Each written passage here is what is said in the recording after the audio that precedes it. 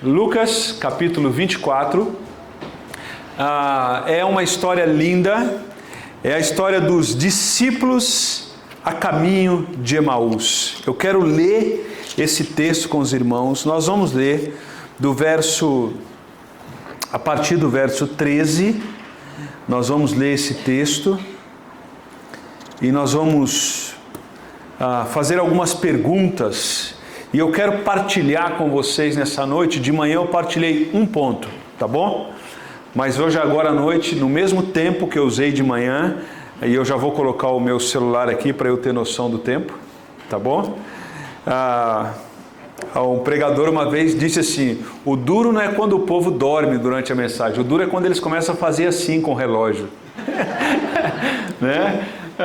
Então, nós vamos trilhar 5 passos nesse texto, 5 pontos. Eu queria começar lendo, eu quero ler aqui com vocês, tá bom? Eu vou ler, eu vou fazer algumas perguntas, depois nós vamos voltar de novo. Vamos se situar nesse texto aqui. Aqui nesse texto, eles estão caminhando, 2 discípulos que nós não sabemos o nome, nós sabemos o nome de um, Cleopas. Nós sabemos o nome de um, de Cleopas. 2 discípulos estavam caminhando rumo a Emaús, né? Fiquei até emocionado agora, viu, Felipe? Eu também. Há quanto tempo na Alemanha e chegou aqui, veio nos visitar. Deus abençoe, viu? Que bom. Estava invejando você esquiando na neve durante todos esses anos na Alemanha. Deus abençoe. Que bom que você veio nos visitar. Eles estavam a caminho de Emaús, os discípulos. Vamos voltar para o texto. Eles estavam a caminho de Emaús. 2 personagens. Emaús ficava 11 quilômetros de Jerusalém. E aqui era um domingo, possivelmente um domingo, 2:30, 3 horas da tarde. Era mais ou menos esse horário. Então eles estavam caminhando, e eles estavam batendo um papo. E qual que era a conversa do momento? Eles eram discípulos de Jesus. E a conversa do momento era o seguinte: nós seguimos Jesus. Nós seguimos Jesus e agora Jesus morreu. E eles estavam voltando desanimados. Você já esteve desanimado? Agora deixa eu dizer uma coisa para você. Tem alguns desânimos que a gente explica. Mas sabe qual é um desânimo que dói muito no coração? A gente ficar desanimado porque a gente acreditou muito numa pessoa que tinha credibilidade e aparentemente aquilo que aquela pessoa falou era mentira. A gente botava fé naquela pessoa. A gente acreditava naquela pessoa. E aí agora eles estão desanimados, estão tristes, porque eles acreditaram em Jesus. E parece que o que Jesus disse não era verdade. E eles ficaram muito tristes.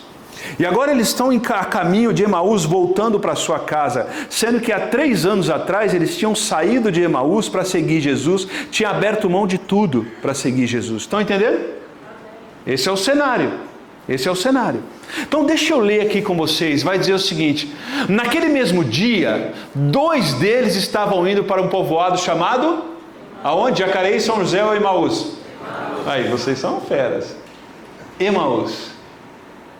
E aí eles estavam caminhando a 11 quilômetros de Jerusalém, Emaús. No caminho, eles conversavam a respeito do que havia acontecido. O que havia acontecido? Jesus havia morto. O sistema político e religioso, de acordo com os discípulos, o sistema político e religioso tinha pego Jesus. E aí era um negócio tão complicado que Pilatos falou assim: o que faremos com Jesus? Isso é uma bomba que está na minha mão. O que eu faço? E aí ele leva para o povo decidir, e toda vez que o povo vai votar, ele escolhe errado, já viu? E eles falaram assim: Cristo ou Barrabás? Eles escolhem Barrabás, já reparou isso? Toda vez que a gente tem a oportunidade de escolher quem vai governar sobre nós, a gente faz o quê? A gente erra. Isso é histórico. Esse negócio... pastor, você é a favor da ditadura? Não é isso que eu estou dizendo. É só um recorte. E aí o texto vai continuar, vai dizer, enquanto conversavam, desculpa, eu estou no 15, volta o 15, isso, é labirintite ou é você que...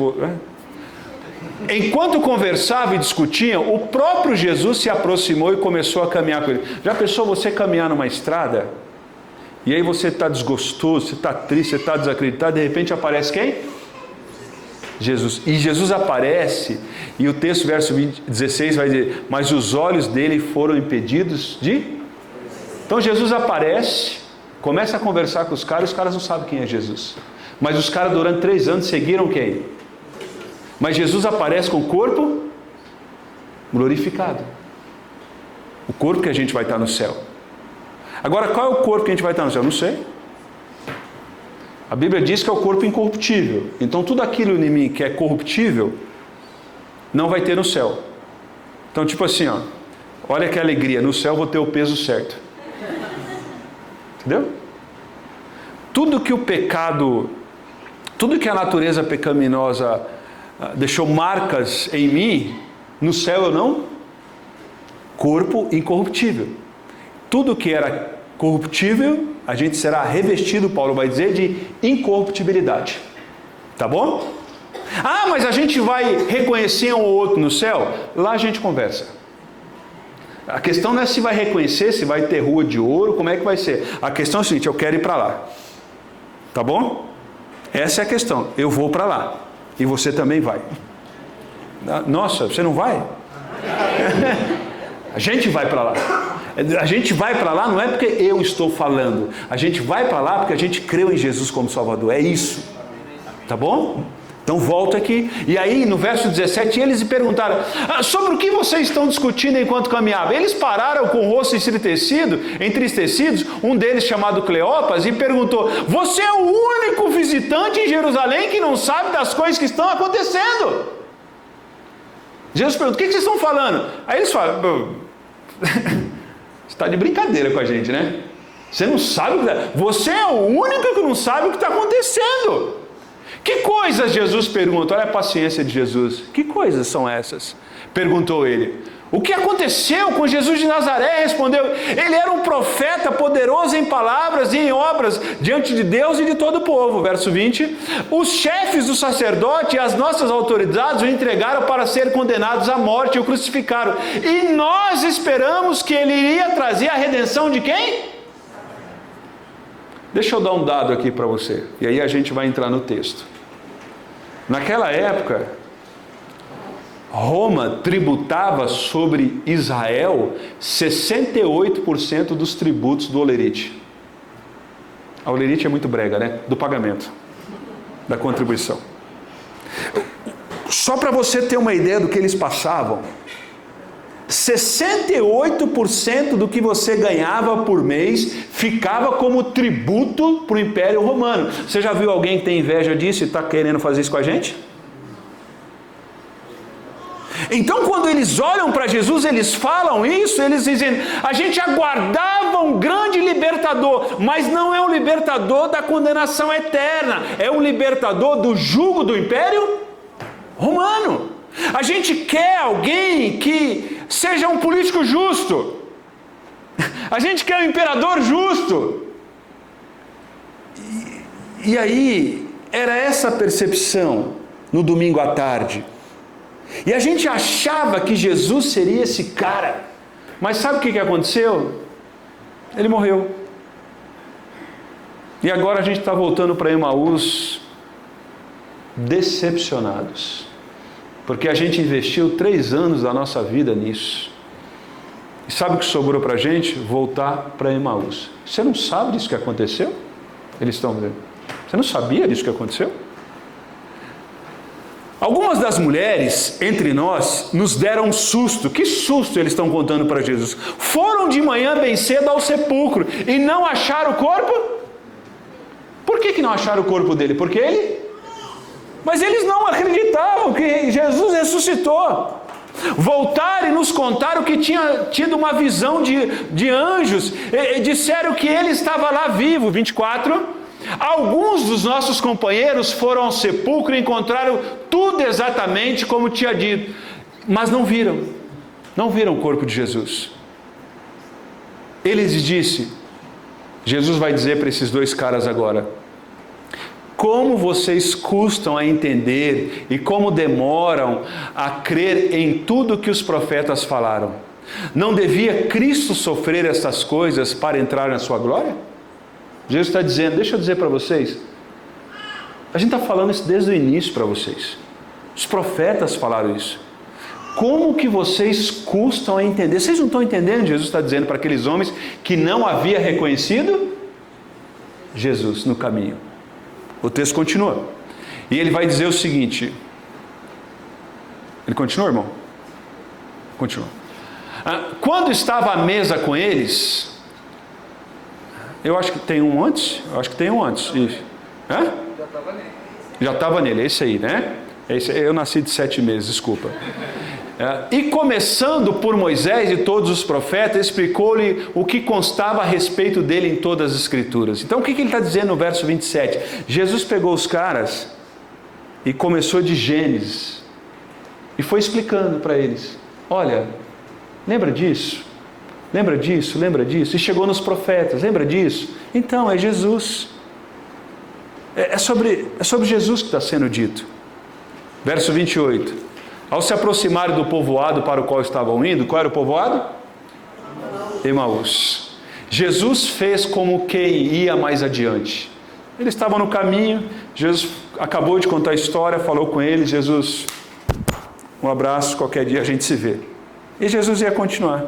Sabe o que eles fizeram? Eles fizeram, mas eles insistiram muito com ele: fiquem conosco, pois a noite já vem e o dia está quase findando. Qual o dia que era?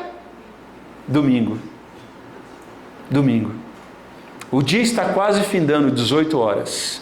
O dia acabava para o judeu às 18 horas.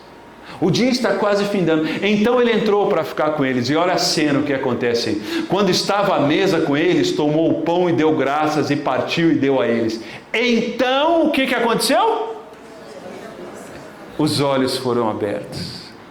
Os olhos deles foram abertos. Porque até então Jesus estava contando, e lembra que o texto diz: e eles foram impedidos de ver Jesus narra a história de Gênesis, os profetas, e aí Jesus diz assim: tchau, estou indo embora.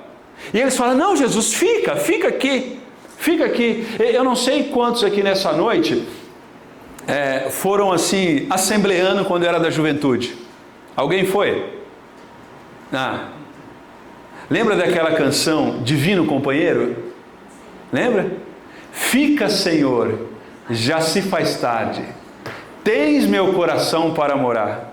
Fazem-me morada permanente. Fica, Senhor, meu Salvador. Lembra disso? Essa música é desse relato bíblico. Então, os olhos deles foram abertos e o reconheceram, e ele desapareceu da vista dele. Perguntaram um ao outro: não estava ardendo os nossos corações dentro de nós, enquanto ele falava no caminho e nos expunhas? Deixa eu parar aqui, depois nós vamos para os 5 pontos. Eu fiz cateterismo e angioplastia. Eu coloquei 2 estentes no coração aqui, no coração. 2 molinhas no coração, de 2,2. E aí, quando vai fazer o cateterismo e angioplastia, coloca aquele líquido de contraste. E é interessante que aquele líquido, no meu caso, isso foi no meu caso, não sei se você passou a experiência como foi, é o meu caso. Quando coloca aquele líquido, você está com uma anestesia local. Mas é interessante que você tem uma mistura de algo queimando, entrando com cosquinha. Essa é a sensação. Então assim, o braço queima, o resto não fica frio, mas o braço queima e dá uma sensação de cosquinha. É a primeira vez que eu senti queimação interna. E eu lembrei desse texto na hora. Que eu estava tentando condicionar minha mente na hora, na sala de cirurgia, para não ficar apavorado. É isso. Queimava os nossos... Eu sentia aquela queimação. Nosso coração queimava. É isso que ele está dizendo. Nosso coração ardia. A gente não ia para a igreja, não abria a Bíblia e era mais um domingo. Mas era o domingo. porque a gente aproveitou daquilo como se fosse a última oportunidade que a gente tivesse na vida. Dá para entender isso? E ele continua e vai dizendo: não ardiam os nossos corações dentro de nós enquanto ele falava pelo caminho. E aí ele vai encerrar e vai dizer assim: levantaram-se e voltaram imediatamente para onde? Mas eles estavam indo para onde? Mas agora, depois que teve o encontro com Jesus, eles voltam para? Opa, guarda essa informação. Vai ser útil para a gente daqui a pouco. E o texto continua: ali encontraram os 11, os que estavam com eles reunidos, que diziam: é verdade, o Senhor ressuscitou. E o Senhor ressuscitou e apareceu a quem? Que é Pedro. É o Pedro. Apareceu a Simão. Então os dois contaram o que tinha acontecido no caminho e como Jesus fora reconhecido por eles quando partia. Amém? Entraram no texto? Consegui narrar o texto para vocês entrarem? Agora, quais são essas verdades? A primeira verdade dela é que eles estavam caminhando com o coração entristecido. Por que eles estavam caminhando com o coração entristecido? Porque eles passaram por frustração. Sabe? Frustração, raiva, decepção são péssimas conselheiras. Você já se arrependeu de ter tomado uma decisão quando estava com raiva? Você já se arrependeu de ter tomado uma decisão quando você estava decepcionado com a pessoa e aquilo estava à flor da pele, a raiva estava ali, e a gente faz o que não deve, não é?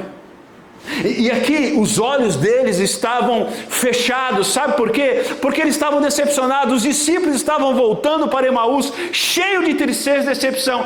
Eles haviam colocado sua esperança em Jesus, mas a cruz parecia que tinha dado o fim para eles. Sabe qual é uma observação clara aqui? A morte de Jesus, lembra? A morte, a crucificação de Jesus foi na sexta-feira. E agora quando eles vão para Emaús, já é o quê? Domingo. Jesus já havia ressuscitado. A notícia de Maria Madalena já tinha chegado nele, de Pedro já tinha chegado nele, que o túmulo de Jesus estava vazio, e mesmo assim eles estavam incrédulos. Há um descompasso entre o que a minha alma sente e a verdade revelada dentro de mim no meio da decepção. Há um desencontro. E quando a gente se decepciona com algo, e a gente precisa tomar decisões, e se a gente tomar essas decisões no meio da decepção, nós vamos fazer bobeira, nós vamos prejudicar pessoas e nós não vamos ver Deus em nós. O que está acontecendo aqui é que a história já está no domingo, mas o coração desses discípulos está na sexta-feira. Alguns de nós temos um compromisso agendado com as nossas mazelas e tragédias do passado. E a gente não sai de sexta-feira.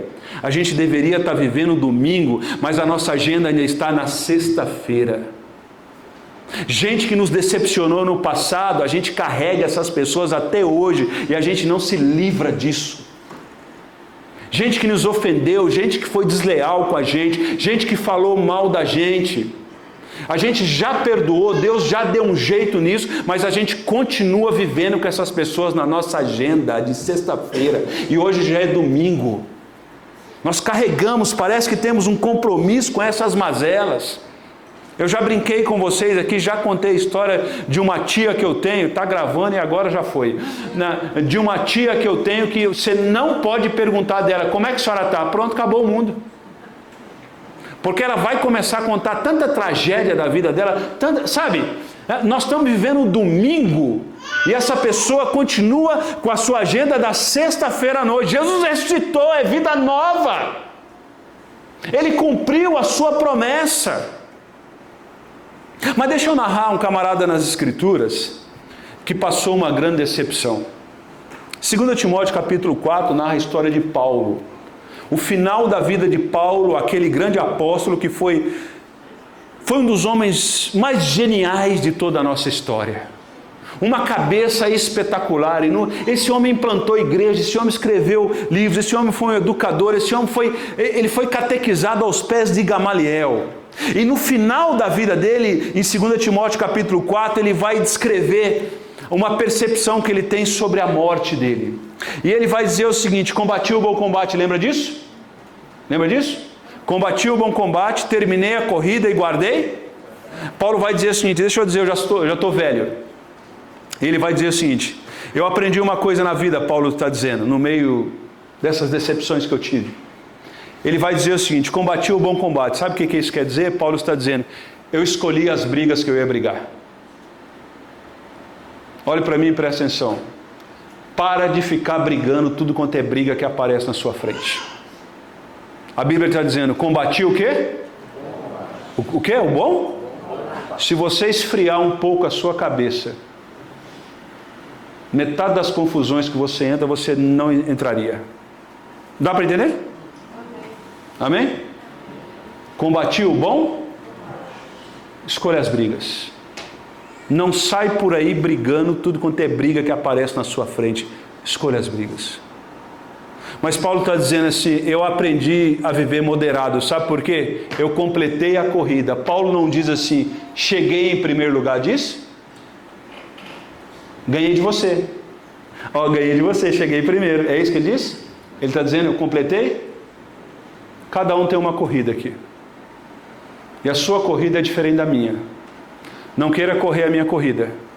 Porque a corrida que Deus deu para eu correr é para eu correr, não é para você correr. Cada um tem uma. E quando a gente vive querendo correr a corrida dos outros, a gente não dá conta. Porque você é você, eu sou eu. E você é chamado para correr a sua. Não queira viver a vida dos outros. Viva a sua vida. Amém? Amém. Paulo está dizendo isso. Mas ele está dizendo, e nisso tudo, sabe o que eu fiz? Eu guardei a fé. E aí ele vai continuar dizendo. E Paulo vai dizer assim: eu passei decepções com pessoas. Paulo vai dizer. Ele vai dizer assim: Alexandre o latoeiro me causou muitos males. Naquela cidade tinha muito Alexandre. E Paulo vai dizer: não foi qualquer Alexandre, foi Alexandre o... Se fosse nos dias de hoje, Paulo ia dizer assim: Alexandre o serralheiro, aquele que trabalha com ferro. Esse me causou muitos. Mas Paulo, ele tem maturidade. Ele vai dizer assim: no início da minha vida eu errei. E eu errei com um rapaz chamado João Marcos. Se você for para o livro de Atos, você vai ver Paulo na segunda viagem missionária. Quando ele sai, ele briga. Ele briga com um cara chamado João Marcos, que era sobrinho de Barnabé. Ele briga a ponto de dizer o seguinte: volta, não quero mais sair. Eu não sei o que aconteceu. Possivelmente João Marcos queria passar no McDonald's e não tinha McDonald's em Antioquia. Possivelmente João Marcos esqueceu de recarregar o seu iPhone e Paulo, com pouca paciência com ele, falou: se for assim, você não vai comigo.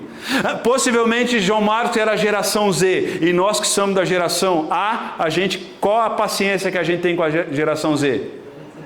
Qual a paciência? Zero. Essa geração não presta. Geração boa é a minha. Então você não vai viajar comigo. Há uma briga. Paulo vai agora ser missionário junto com Silas e Barnabé agora vai ser missionário com João Marcos. Agora em 2 Timóteo capítulo 4, Paulo está prestes a morrer e ele vai dizer no texto assim: traga comigo João Marcos porque ele me é útil. A gente erra na vida, mas nunca é tarde para a gente reconhecer o erro e trazer de volta pessoas que nós ofendemos. Amém? Amém. Nunca é tarde na vida para reconhecer os nossos erros e trazer de volta pessoas que nós ofendemos. Paulo está dizendo: traga-me João Marcos, porque ele me é útil. Mas o texto vai continuar, eu não vou narrar todo o texto, só estou narrando 2 personagens, 2 Timóteo capítulo 4. E agora Paulo vai para aquele momento no tribunal. Momento no tribunal que ele ia fazer a sua defesa. Agora, eu estou falando de Paulo. Paulo, o grande apóstolo, o grande erudito. Paulo chegava nas discussões filosóficas e dizia o seguinte: você quer discutir filosofia em que língua? Pode escolher grego, hebraico, aramaico, latim, o que você quer falar? Eu falo. Já pensou? Pode escolher a língua que você quer conversar. Já pensou um negócio desse? Agora Paulo vai para a sua defesa. E na sua defesa em 2 Timóteo 4, ele chega para a defesa, e agora pode botar aquele texto lá para mim, por favor, outra vez. Ele chega na sua defesa De 2 Timóteo 4, ele diz o seguinte: na minha primeira defesa, ninguém apareceu para mim? Agora imagine isso aqui. Paulo vai fazer a sua defesa. A gente esperava que a igreja fizesse uma hashtag: Paulo livre. A gente esperava que a igreja pagasse um advogado para Paulo, porque afinal de contas ele implantou inúmeras igrejas, correto? Estão comigo? Ele escreveu cartas, ele investiu na vida de muitas pessoas. A gente esperava que pelo menos um presbítero de alguma igreja aparecesse para apoiar Paulo. Paulo está dizendo assim: na minha primeira defesa, o quê?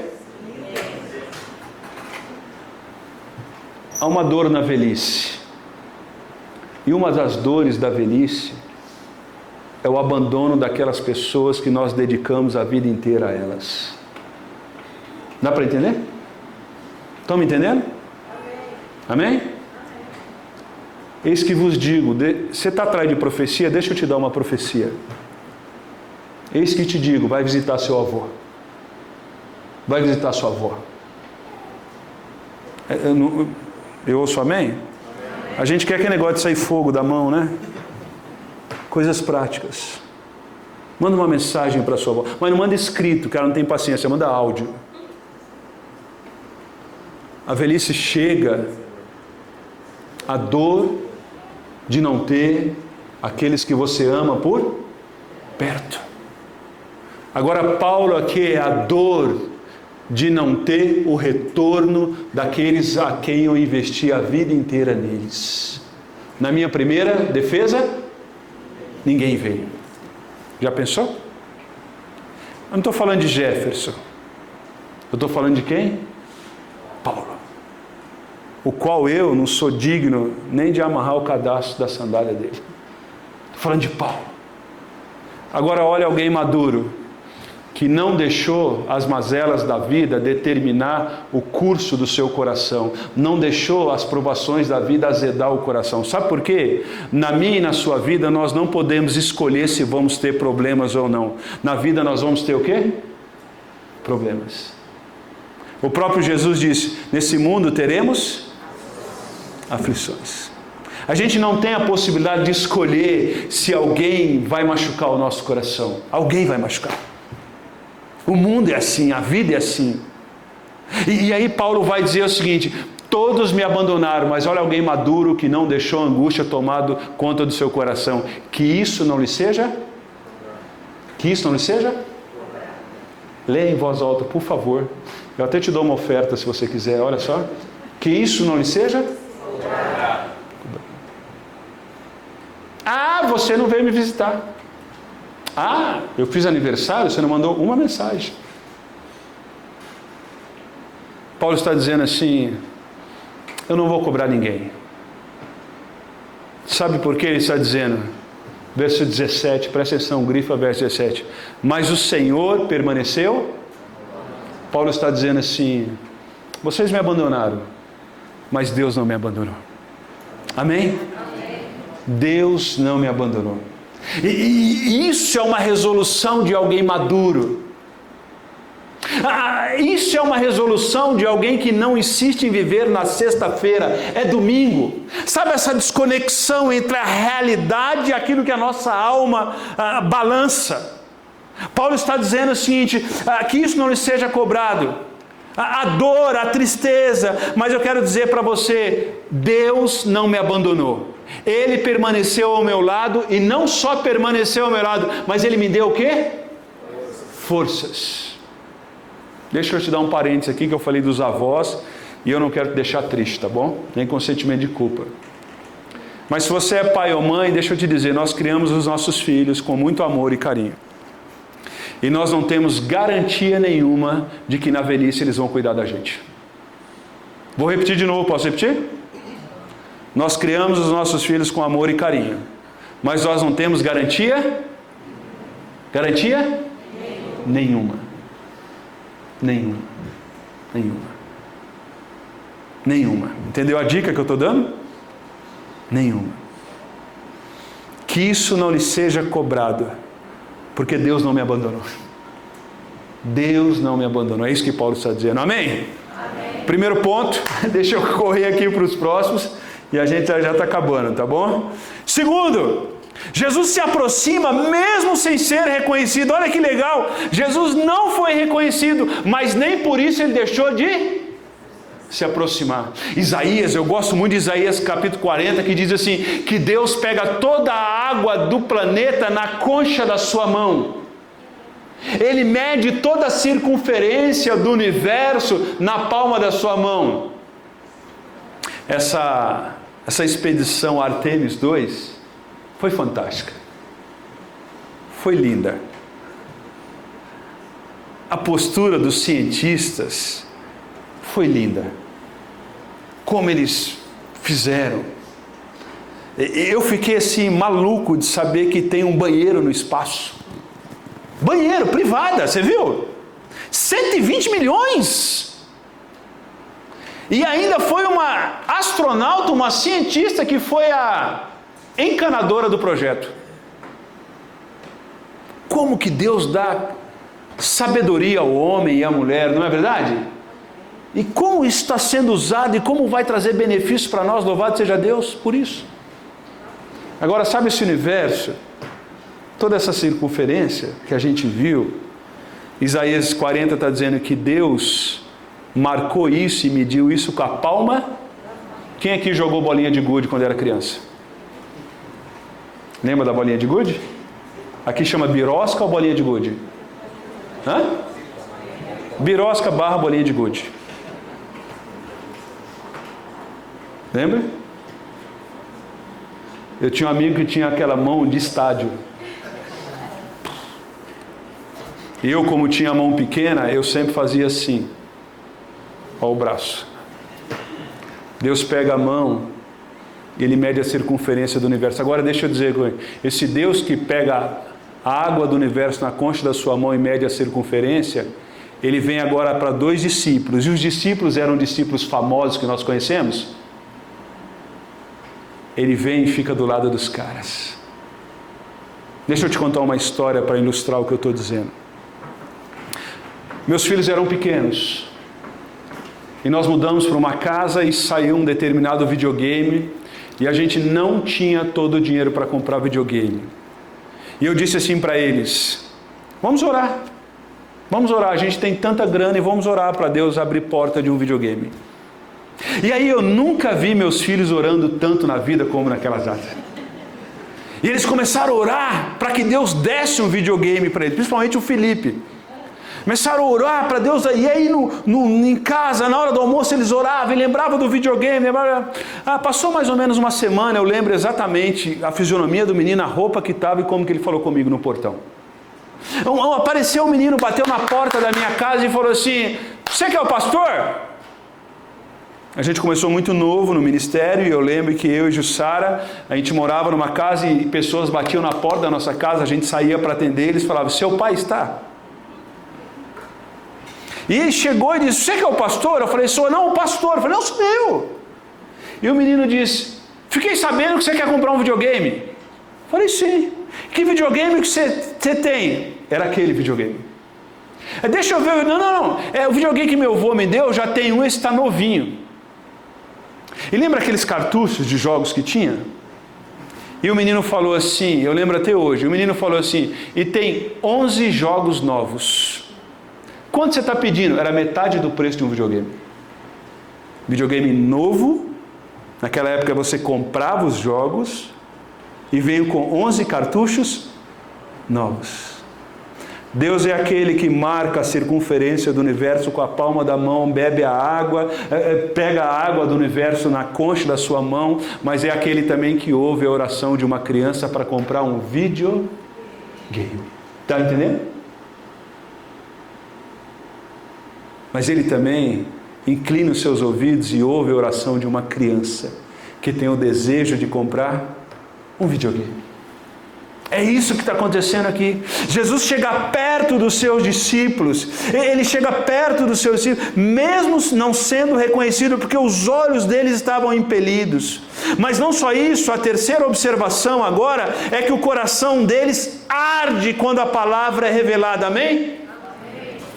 O coração deles arde agora quando a palavra, enquanto Jesus explica as Escrituras, algo muda dentro dele, seus corações, eles começam a arder. Olha que fala o versículo 24, 25 e 26, os versos estão projetados aqui para a gente. Olha o que fala esses textos, o que ele diz. Se não tiver não tem problema.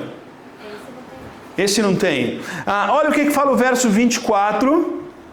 25 e 26, vai dizer o seguinte: alguns homens do nosso grupo correram lá para ver o que tinha falado, o que as mulheres, então eles dizem, como vocês são tolos, a palavra já havia revelado, e agora quando eles ouvem aquilo que a palavra está sendo revelada, o coração deles arde porque a palavra agora foi revelada, o poder transformador da palavra do Senhor. Deixa eu dizer uma coisa para vocês. A gente está numa fase aí no nosso país de muito pastor querendo ser coach, de muito pastor querendo ser famosinho na internet. E tem muito pastor assim porque tem público, tem quem alimenta isso. Deixa eu dizer uma coisa para você e preste atenção no que eu vou dizer. Não se submeta a nenhuma igreja, a nenhum pastor que não abra a Bíblia para falar da Bíblia. Dá para entender? Amém. Se Deus te mandar para um outro país, para uma outra cidade, e você for escolher uma igreja, vá para uma igreja onde a Bíblia é pregada. Estão comigo? Amém. Estão comigo? Amém. Dá para fazer esse voto comigo? Amém. Se amanhã Deus te mandar para o Havaí, já pensou? Para a Suíça, não sei para onde que Deus pode te mandar. Ou pode te mandar para o sertão da Bahia também. Depende da proposta. Se for boa, até no deserto a gente vai. Empreste os seus ouvidos e o seu coração a uma comunidade que toda oportunidade que tem, o líder dessa comunidade abre a palavra e te ensina a Bíblia. É isso. É isso. Pastores não podem perder o seu tempo massageando o ego das pessoas, dando conselhos que Deus não deu, mas se submeta a comunidades onde você ouve a palavra e o seu coração arde. Amém? Arde por amor a Jesus. Arde, porque quando a gente olha para as Escrituras, a gente tem nela o nosso alimento. A gente tem nela o nosso alimento. Que Deus nos abençoe a voltar a ter o coração ardido pela leitura da palavra, amém? Que a gente incline os nossos ouvidos a ouvir a palavra de Deus. Mas eu queria... Não é o que a gente quer, é o que a gente precisa. Por exemplo, se você pegar uma criança e você virar para a criança e falar assim: filhinho, escolhe o que você quer comer e beber hoje, o que vai acontecer na sua casa? Nuggets?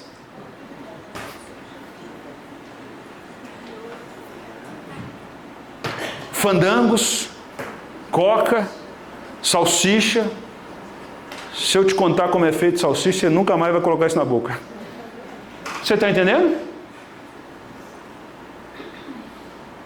Agora o que o seu filho precisa é nuggets? Não é isso. Você sabe o que ele precisa, mas quem sabe o que ele precisa? Você. Nós não sabemos o que nós precisamos, mas Deus sabe o que a gente precisa se alimentar, amém? Deus sabe. Deus sabe o que a gente precisa. Se for depender da gente, é Big Mac todo dia. Mas você sabe o que vai acontecer com o seu físico, com a sua saúde, se essa for a sua alimentação. Deus sabe o que a gente precisa. Deus vai trazer um prato verde. Deus vai trazer um prato com algumas frutas. Deus vai dizer assim: abra menos lata e descasca mais. Amém? Porque Deus sabe o que a gente precisa. Amém? Louvado seja Deus. E agora, a quarta observação, Jesus agora é reconhecido, e agora os olhos deles abrem. E como Jesus é reconhecido? Jesus é reconhecido no partir do pão. Imagina a cena, eles chamam Jesus agora para entrar dentro da casa, e dentro da casa Jesus vai cear com eles. Aí Jesus pega o pão, enquanto Jesus vai partir o pão, cai a escama dos olhos deles, e eles enxergam Jesus. Jesus agora é revelado, não no discurso teológico, Jesus agora é revelado na comunhão dos irmãos. Deixa eu dar um relato do que eu estou dizendo aqui. Olha só, João 3,16, coloca aquele gráfico lá pra gente. Leia comigo João 3,16, esse texto aqui, por favor, leiam. Vamos lá? Porque Deus amou o mundo e deu o seu Filho unigênito, para que todo aquele que crê não pereça, mas tenha vida. Amém? Jesus morreu por nós, Jesus deu a vida por nós, amém, louvado seja Deus, a gente vai para o céu, escapou do inferno, que bênção. Agora leia 1 de João 3,16 que está no texto. Nisso conhecemos o que é o amor. Jesus Cristo deu a sua vida por nós, e devemos dar a nossa vida por nossos irmãos. Agora lascou, agora complicou, porque João 3,16 é uma bênção. Deus amou o mundo de tal maneira que deu a sua vida para que todo aquele que nele crê não pereça, mas tenha. Ah, que bênção, olha, eu sou abençoadão. Aí agora a gente vai ler 1 de João 3,16, que diz assim: nisto conhecemos o que é amor.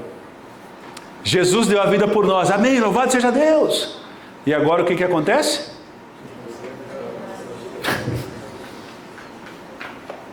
Devemos dar a nossa vida pelos nossos? E olhe para mim que eu vou dizer uma coisa, você não precisa falar amém, porque isso pode pegar mal e arrumar confusão para você. Mas eu vou falar. Tem irmão que só nos mata de raiva. Tem irmão que a gente olha para ele e fala assim: se você for para o céu, eu não vou. Com você eu não vou. É isso mesmo. Tem gente que nos ofende. Tem gente que passa na rua, finge que não conhece a gente. Tem gente que só procura a gente quando precisa da gente. Tem gente que só se aproxima da gente para ter algum benefício. E aí a Bíblia diz assim: nisto conhecemos o amor. Como é que é o amor? Que Jesus deu a vida por nós. E a gente deve fazer o que com quem está do seu lado aí? Deve fazer o quê? Então, por exemplo, nós oramos pela Adriana, não oramos? A doença do pai dela não é do pai dela, é um problema nosso. Dá para entender? Dá para entender? Problema nosso. Jesus é revelado, preste atenção, Jesus é revelado não do discurso teológico no ajuntamento em Jerusalém. Jesus é revelado quando o pão é partido. Essa ideia do pão é partido é na mesa. Jesus é revelado na mesa, na comunhão. Quando Jesus entra na casa desses caras e tem comunhão. É isso. Por que a gente precisa conviver bem uns com os outros? Salmo 133, tem aí? Diz assim: como é bom e agradável quando os irmãos convivem. Ah, é muito bom quando vocês fazem churrasco e me chamam. Ah, é super legal. Mas olha o que o texto vai dizer. É como óleo precioso. Ele dá dois exemplos que a gente não entende bem, que não tem a ver com a nossa cultura. Outro dia eu explico isso para vocês. É como óleo precioso derramado sobre a cabeça, que desce pela barba, a barba de Arão até a gola das suas vestes. É como o orvalho do Hermon quando desce sobre os montes do Sião. Olha o que ele diz agora no final do versículo 3. Ali, aonde o Senhor concede a bênção? Na barba, no Hermon, ou quando há união? Quando há? Jesus é revelado e a bênção do Senhor está em lugar onde tem unidade. Aonde tem discórdia, não tem a bênção do Senhor. Amém? Amém. Então, desculpa o que eu vou dizer.